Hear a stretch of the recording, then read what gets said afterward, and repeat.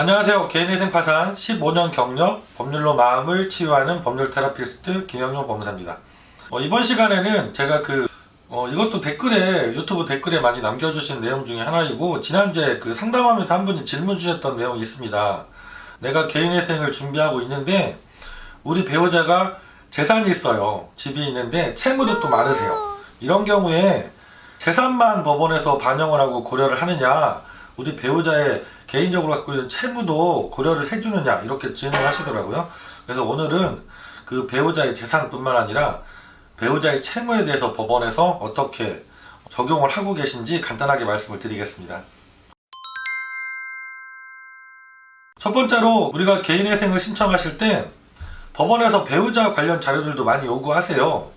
재산에 관한 기본 자료들, 지적재산 자료 조회라든가 지방세 세목별 과세증명서, 아니면 위택트, 지방세 납부 내역서, 이런 것들을 비롯해서 자동차가 배우자 명의로 있다면 자동차 등록 원부도 요구하시고, 부동산이 있다고 하면 부동산에 대한 시가 자료라든가 다양하게 요구하시죠.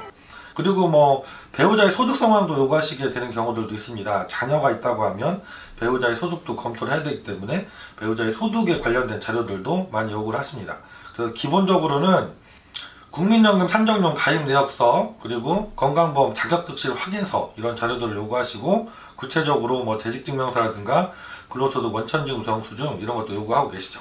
이렇게 개인회생을 진행할 때 배우자에 대한 사항도 법원에서 상당히 많이 꼼꼼하게 검토를 하세요.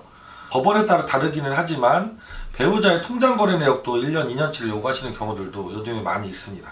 그러면은 우리가, 이분이 질문 주셨던데 이거예요.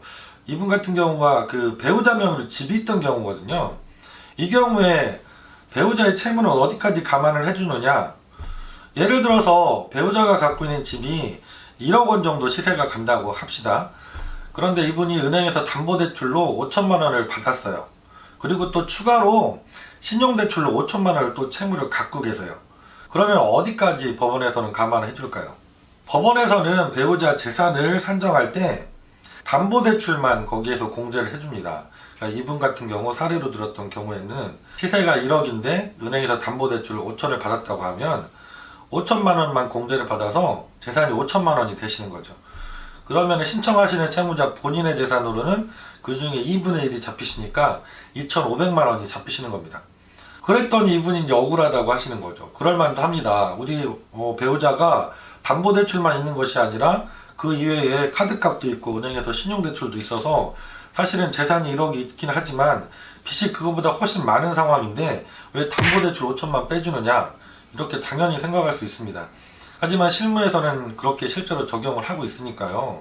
만약에 나도 채무가 과다하게 많아서 개인회생을 고려해야 되는 상황인데 배우자도 역시 채무가 과다해서 해결하기 어려운 상황이라고 하면 부부가 같이 개인회생을 하시거나 아니면 한 분이 파산을 하시거나, 이런 것도 전문가와 상의를 해보실 필요가 있습니다.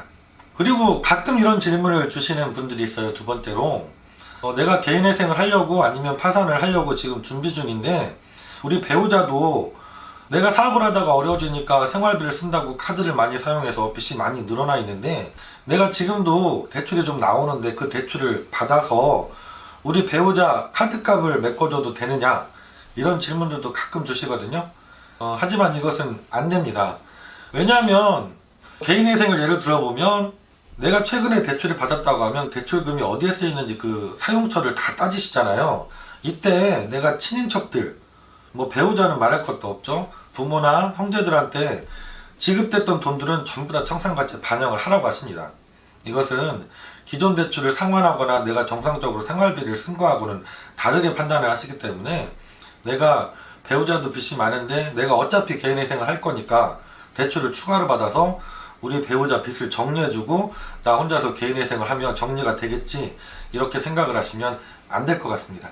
오늘은 상담하면서 그리고 제 유튜브 댓글에 여러분이 남겨주셨던 배우자와 관련된 얘기들을 좀 드려봤어요. 이렇게 나도 채무가 많지만 우리 배우자도 채무가 많아서 고민인 경우에는 정말 이렇게 난감하신 상황인 것 같습니다. 그래서 고민들도 많이 하시는데요. 전문가들하고 꼭 상담을 미리 받아보시고 어떻게 하는 게 좋을지를 결정하셔야 됩니다. 미리 본인 생각으로 이미 어떤 행위를 하시고 대출을 받아서 배우자 빚을 갚아주고 이렇게 상담을 주시게 되면 상담하는 저희도 상당히 난감해집니다. 그래서 꼭 사전에 전문가 상의를 해보시고 준비를 하시면 좋을 것 같습니다. 다음 시간에도 좀 더 알찬 정보를 가지고 찾아뵙도록 하겠습니다. 김영용 법무사였습니다. 감사합니다.